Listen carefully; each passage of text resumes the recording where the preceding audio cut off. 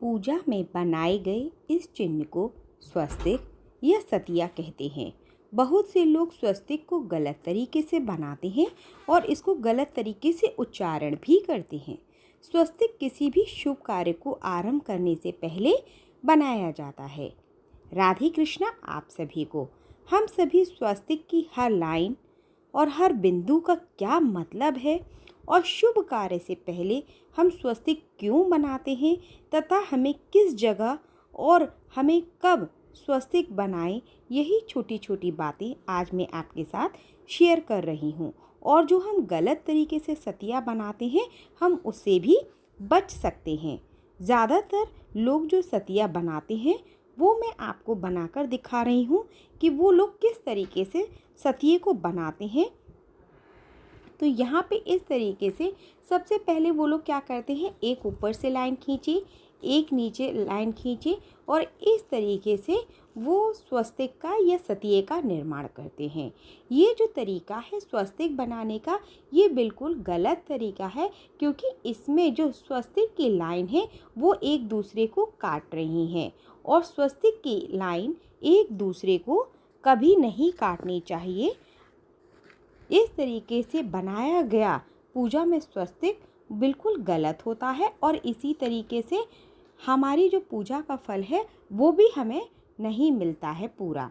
अब हम देखते हैं कि सही तरीके से और स्वस्तिक किस प्रकार बनाया जाता है।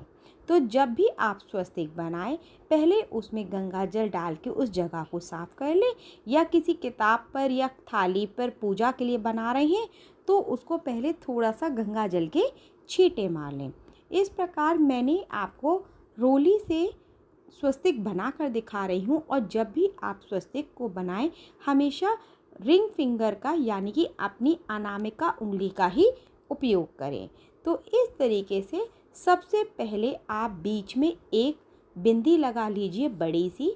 इसके बाद आपको जितना बड़ा स्वस्तिक बनाना है उतनी ही दूरी पर 2 बिंदी और लगा लीजिए। इस तरीके से बीच में 3 बिंदियां हो गई।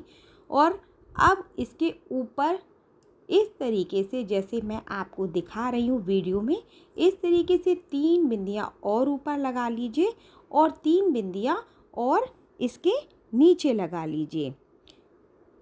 इसको करने के बाद जिस तरीके से हम टीका करते हैं भाई का, तो उस तरीके से जब हम टीका करते हैं तो हम नीचे से ऊपर की ओर जाते हैं।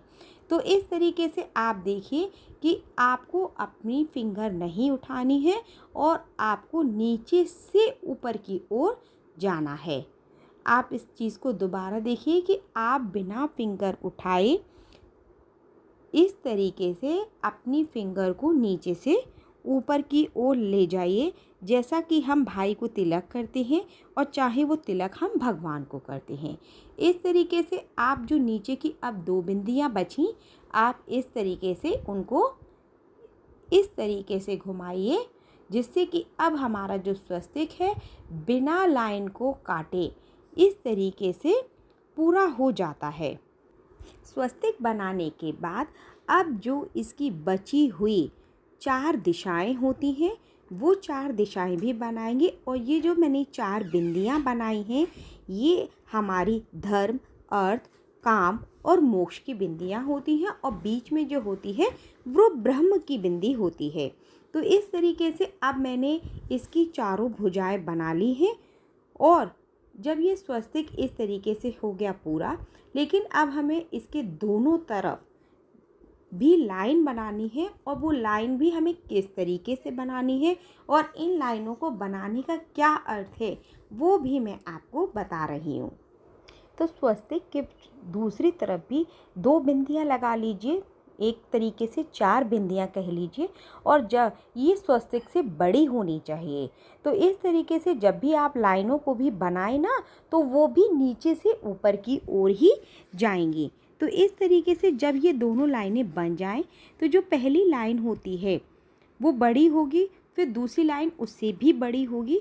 ये स्वस्तिक कि जो इसमें पूरा जो स्वस्तिक होता है वो गणेश भगवान का रूप माना जाता है, और जो इसकी पहली लाइन होती है दोनों तरफ, वो उनकी दोनों पत्नियां रिद्धि और सिद्धि को दर्शाती हैं, और जो दोनों तरफ दोनों लाइनें हैं और उससे बड़ी, वो उनके दोनों पुत्र शुभ और लाभ को दर्शाती हैं। क्योंकि गणपति जी पूज्य होते हैं, इसलिए किसी भी शुभ कार्य से पहले हम स्वस्तिक अवश्य बनाते हैं।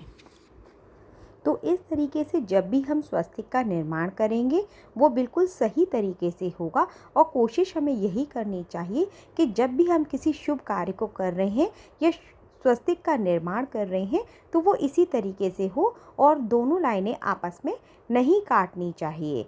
तो अगर आपको ये मेरा वीडियो अच्छा लगा हो तो कृपया करके मुझे लाइक करें, सब्सक्राइब करें। राधे कृष्णा आप सभी को।